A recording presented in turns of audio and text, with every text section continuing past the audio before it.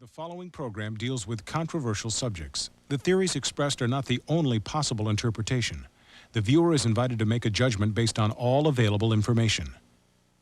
Tonight on Sightings, some claim this man is a real live werewolf, and those who were savagely attacked believe it's true. He's seen the transfiguration of a man into a wolf. Then, this woman captured eerie images on film that have baffled scientists. Some say they're UFOs, some say they're ghosts. Our experts attempt to unravel the mystery.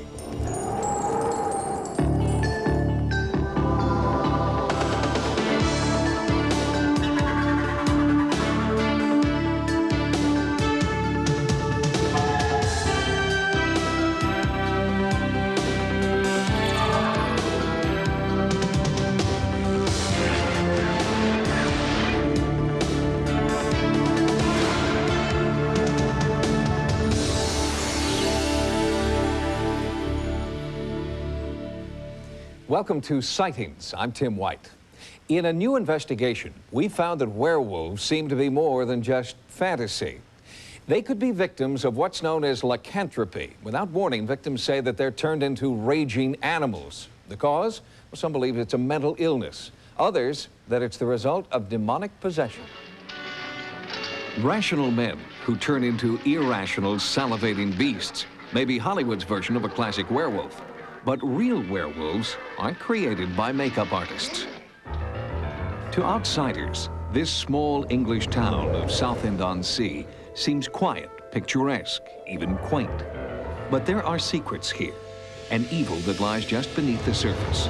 You can't see what invisible danger lurks here until Bill Ramsey tells you his story.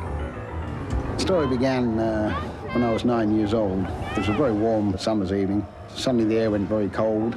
There was a terrible stench in the air, and I just flew into the most horrendous rage that my mother and father came out to see what the hell was going on. And the fence post was 2 or 3 inches square. It was set into concrete in the ground. I pulled it out and smashed it on the floor till it broke. Well, I don't think I could do that now. My mother and father just couldn't make out why their little 9-year-old boy suddenly started to act virtually like an animal in the garden. Bill Ramsey thought it was an isolated childhood event. He grew up, married, had children. But then the violent episode from his childhood came back to haunt the adult. Strange animal behavior would overtake him, violence he couldn't control or explain. At first, he could keep it secret, but then one day, Bill Ramsey bit someone in public, and the animal inside him wasn't a secret anymore. Soon after, Ramsey attacked a nurse at Southend Hospital. I just had the feeling that ultimately I would kill somebody. Then, without reason or warning, Bill Ramsey attempted the murder of a police officer.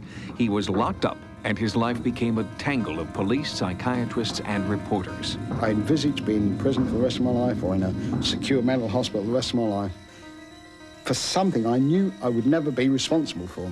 The unassuming man with the tragic secret was famous now as the Werewolf of Southend-on-Sea. What was causing it? I was literally felt like just committing suicide. Word of Ramsey's bizarre behavior spread as far as rural Connecticut, where authors Lorraine and Ed Warren were intrigued. The Warrens have documented over 7,000 cases of the paranormal, and for the past 24 years lectured on demonology at major universities worldwide. Like I told Lorraine, I said, Lorraine, I'm not going to go before the public and start talking about a werewolf. I said, it's going to be interesting to go there, see what we can do to help this man, but that's about it. He felt that that was just stretching our credibility just a little too far to believe in werewolves. But I believe. The Warrens went to England to investigate Ramsey's case. They had many questions. Was Ramsey a common criminal? Was he mentally ill? Or was he really a werewolf, possessed by what they believed was the devil? They spoke with Inspector Tony Belford, who was there the night Ramsey tried to murder a fellow officer. What I actually saw that night, I couldn't really understand what it was. All I knew that it was something that I'd never witnessed before. It was not natural behavior. That night, Bill Ramsey became confused and lost control. He picked up a prostitute and without explanation drove her to the police station. So I took the prostitute inside, leaving Sergeant Terry Fisher out in the yard with Ramsey. He had these mad, staring eyes, and this maniacal expression. That's all I can describe it as. The worst thing was what he was saying, and it was said in a very malevolent way. And I'll quote from the report I made shortly afterwards. He was saying, "The devil is in me. When the devil is in me, I am strong. I'm going to kill you. I am strong, and you are going to die." Ramsey lunged for the sergeant's throat. Fisher, unarmed, responded with a powerful knee to the groin. He sort of went, "Ooh," and crouched down, and he shrugged it off again and became stronger. And when I came out into the yard, I saw Terry Fisher on the floor, just over in this location, with Bill Ramsey sitting on top of him with his hands around his throat. Then there were bobbies that came to their sergeant's aid, and he threw them off, in their words, like they were matchsticks. A little voice back here said, "Terence, you've come unstuck this time." And when you see the size of this ex-police officer, you'll say to yourself, what scared him so much? Why this one experience? Because he's seen something that very few people ever see. He's seen the transfiguration of a man into a wolf. It took 5 officers to subdue Bill Ramsey, who was not under the influence of any drugs. When I say he snarled and he growled, it was the impression of his lips turning up and showing his teeth. And I can recollect actually saying at the time in the reports that I filed that he took on the appearance of a mad dog. Like a caged animal, Ramsey tried to escape. His head, right arm, up to his shoulder was outside this hole. It's difficult to actually visualise a head and an arm out there, but I can assure you I saw it, 5 or 6 firemen saw it, a doctor saw it, and I would suggest up to 7 or 8 policemen saw it. None of which could believe what we'd actually seen. Finally, Ramsey was heavily sedated, soaked with liquid soap, and squeezed back through the hole. Badly shaken, Officer Fisher took early retirement. Inspector Belford was left to account for Ramsey's bizarre behavior. I submit this report for your information, and to have recorded the fact that it is in my opinion that this man will, if not controlled, end up causing fatal or serious injury to some person. Criminal charges were not filed. Instead, Bill Ramsey was committed to a mental hospital. Everybody thought I had a mental problem. It just didn't seem right. But I had no other answer. I couldn't say, well, it's not a mental problem. So, well, you do this normally then, do you? Does everybody, is this normal behaviour? Of course it was a mental problem. Where else could they send me? There was nowhere else. After psychiatric tests failed to pinpoint the source of Ramsey's behavior, he was released. What is left? The paranormal, the unknown. And that's where we come in. Warren's told me that it wasn't a mental illness. I had no mental illness. I was possessed, demonically possessed with a wolf spirit. Oh, God. Oh, I've heard it all.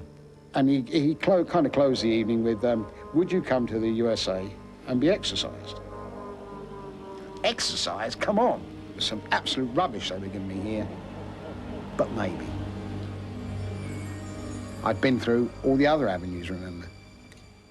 Coming up next, the shocking real-life exorcism when our frightening werewolf story continues. The lips rolled up, the teeth protruded, and he tried to bite. Bill Ramsey was skeptical about the assertion that his werewolf behavior was caused by demonic possession. But ultimately, in desperation, he made the decision to go to America for an exorcism. A British newspaper paid Bill Ramsey $20,000 for the rights to his story. His private ordeal was now a public spectacle to be played out in rural Connecticut. It was here that the Warrens introduced him to Bishop Richard McKenna, a priest who had performed the dangerous ritual of exorcism many times before. He needed to be exorcised, no question about that. I would think that being possessed by the devil is the worst evil that could befall anyone. I didn't know what to expect.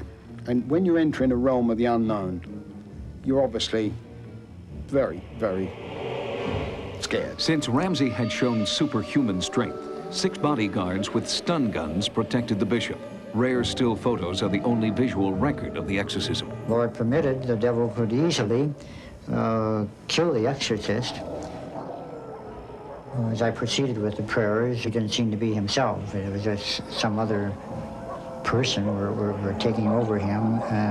He himself seemed to almost go into a kind of a daze.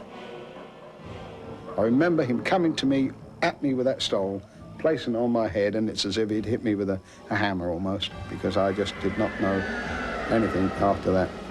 It started from behind him, and the muscles in the back of the neck all began to enlarge, and the ears began to point, and he howled.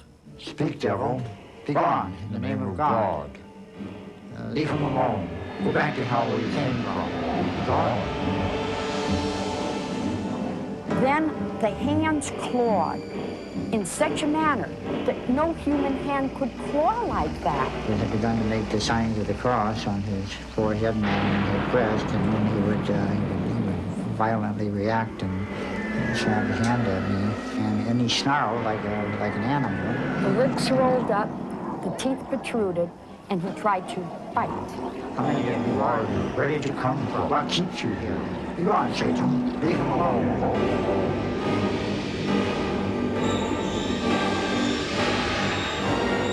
When the devil did leave him, he came to himself. As I came out the exorcism, you feel that you're a new person. The man was freed. The man was freed.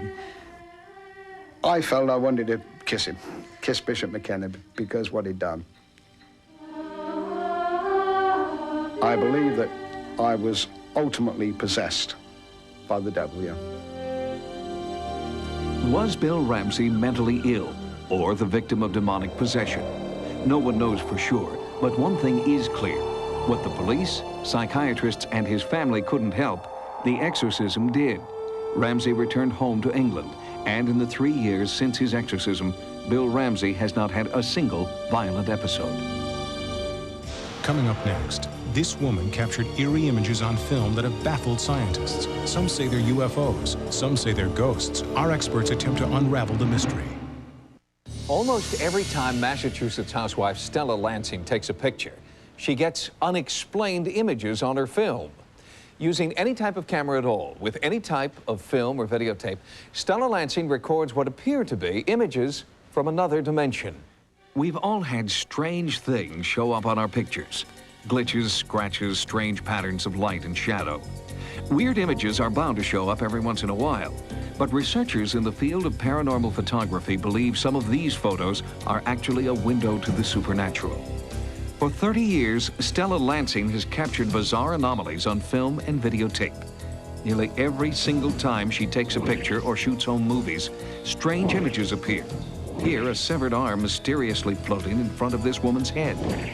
Strange facial lesions mark her own self-portrait. A mysterious monk appeared while she was taping a television special about Queen Elizabeth. There's a series of unique clock-like images that defy cinema and time logic, and were unheard of in the field of paranormal photography, until now. I probably didn't realize that it was any kind of a gift or anything in the beginning. I was just trying to get proof of what I was seeing. I tried with every kind of camera I had, and as this went along, I asked someone if only I had a movie camera, and they let me borrow theirs, and that's when I started to get my very first nighttime sighting. There is usually a rational and mechanical explanation for what produced a given image on the film, as opposed to a supernatural answer. The idea that Stella was experiencing more than just mechanical failure first occurred to her while shooting these high-tension wires near her home in Massachusetts. Suddenly, this burst of light came off of the knoll where I was just facing there and shot up. It seemed like in that direction, toward the moon, in the direction of the moon, south, southwest. And as it did, all these multicolored lights were flashing, and that's when I got this object that looks like arms sticking out. A frame-by-frame analysis of Stella's Super 8 film reveals these astonishing images. A group of 4 men, which photo experts have named the occupants. In the 20 years since this Super 8 image was captured, photo analysts have debated its authenticity. I took the footage of the occupants to the Brooks Institute, the prestigious photography study center in Santa Barbara, California. What could affect a photographic negative like that? A stray light entering from a small hole near the camera lens, possibly some kind of after effect when the film was taken out of the camera, some kind of a very fine, hard, and short light strike that produced those patterns. 8mm motion pictures is so small, frame by frame, that it's virtually impossible to fake them without a sophisticated laboratory and animators. You'd have to run a Walt Disney studio to do it. A person like Stella Lansing could not do it. Even more mysterious than Stella's Super 8 image of the occupants is what happens when the film is transferred to videotape. Then, unidentified voices suddenly appear.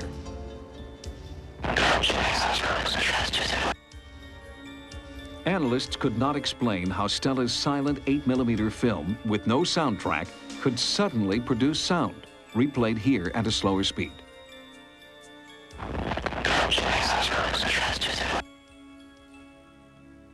With no technical knowledge of photography herself, Stella searched for someone who could explain the images in her photos. Dr. Bertold Schwartz, noted psychiatrist and author, took her case and has been studying Stella Lansing for 21 years. When I first met Stella, I became more and more curious, because here is a human being that gets these things, the kind of things you read about in the paper, but is seldom documented as one would prefer. In fact, it was Stella's meticulous records that set her apart. For 30 years, she had kept detailed logs of all her photos and films. As one went over the notes that she had laboriously collected through the years, she'd write on the film boxes, she'd write on scraps of paper, she'd collect clippings, and you put it all together, the story seems to hang together.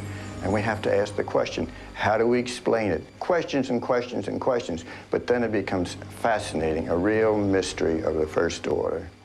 Some of Stella's most bizarre images are referred to as the clock series, images captured on film that surround such things as airplanes and church steeples, appearing at night and during the day. Strangely, when the single lights of the clock formations are enlarged, they reveal spacecraft-like images. And even more astonishing, these so-called spacecraft extend beyond the edge of the film frame. It overlaps the frames. Indeed, the time-space barrier is smashed in some way by this housewife. Rand, the clockwork patterns on Stella's photographs, what do you make of them? I can find some rationale in calling them a mechanical problem in the camera. Some of the consistencies from frame to frame indicate that the exposure was produced not in the camera, but somewhere as a light leak entering the camera, or some other pattern. The pattern appears to be very similar, but not always the same. But Stella Lansing still got the clock-like formations when she used 6 different cameras, 2 different types of film, inside, outside, in daylight, and at night, in 5 different states. She even succeeded when her camera was switched for another at the last moment. So could Stella Lansing be somehow affecting her film subconsciously? To find out, Dr. Schwartz has subjected Stella to psychiatric evaluations and brainwave analyses. In 1971, Dr. Schwartz himself filmed this breakthrough field study. He and Stella journeyed from Springfield, Massachusetts to Munson Hill, to the power lines where Stella first photographed the occupants. Stella's saying, so they're going to come, they always do. And by golly, we see these 2 orange or reddish-orange globes. First there's 1, then there's 2, they're blinking, they seem to hop around. Aim my camera at it, I hope I'm capturing this, I don't know. What does this mean? This causes me to believe that either there's some type of mind projection, either she's somehow projecting these images onto the film from her imagination, from her own mind, or that another theory, which is certainly not provable, not by me anyway, is could things exist in another dimension in a borderline way where they flicker in and out of our dimension? 21 years later, we accompanied Stella to Munson Hill, the site of her original photo expedition. We wanted to see if Stella would get the same paranormal images under our own controlled conditions. There's some kind of interaction here. Whatever it is, I don't know what it is, but for some reason, it's just like when I'm driving, I seem to know where to look. I mean, I don't have eyes in the back of my head, but I seem to know when to look somewhere, and I look like that, and there it is. Stella also took still photos of our Sightings producer and camera crew, and surprising results occurred at the Palmer Photo Lab, where Stella's film was developed. The first thing their technician ruled out was light flare. This is This is what's interesting right here. This seems to have solidity to it here. It's almost an oval shape. And right here also has the same thing. That is really strange. It has all the attributes of classic camera flare. But all the light was behind Stella, not behind the subject. There appears to be some sort of a light source just breaking over her shoulder. But it would be visible to the naked eye. Visible. It would be like a flash bulb or something. It could have been a very transitory event, very short in duration, where the human eye and brain in combination just didn't recognize it, but the film did for whatever reason. I believe in what I'm doing, and I know there's something out there, and nobody can tell me it isn't. Debate continues on what is actually appearing in Stella's films. We'll keep you updated on the results of future investigations.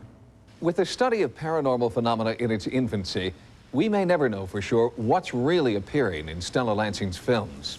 Are the images ghosts, UFOs, or some unexplained byproduct of Stella's own mind? Coming up, an exclusive sightings update when we revisit a Texas family threatened by a sinister apparition. Sightings, we brought you the story of the Lamonis family of Dallas, Texas, who said they were being terrorized by a ghostly entity. To rid their house of the ghostly presence, the Lamonises participated in a seance. Our team of psychics appeared to make contact, but since then, the entity has returned. We have decided to move. Things are still happening here in the house. She knows that I don't want her terrified, and I don't want the children scared to death. And it's best that they move. The Lamonises can't live with the fear any longer. They've moved out. But no one knows what awaits the next family that lives in this Dallas house. To report your sighting, call 1-900-740-SIGHT. Each call, 75 cents a minute. Average call lasts 2 minutes, and you must be 18 years or older. Again, the Sightings hotline, 1-900-740-7483. Join us next time for new investigations. For Sightings, I'm Tim White. Good night. In the tradition of In Living Color comes a new comedy that's way out there, The Edge. For humor with a bite, catch Julie Brown in the series premiere of The Edge, tomorrow after a full hour of Cops and an all-new Code 3. Now, Fox's Friday night search party continues with an all-new episode of Likely Suspects, next.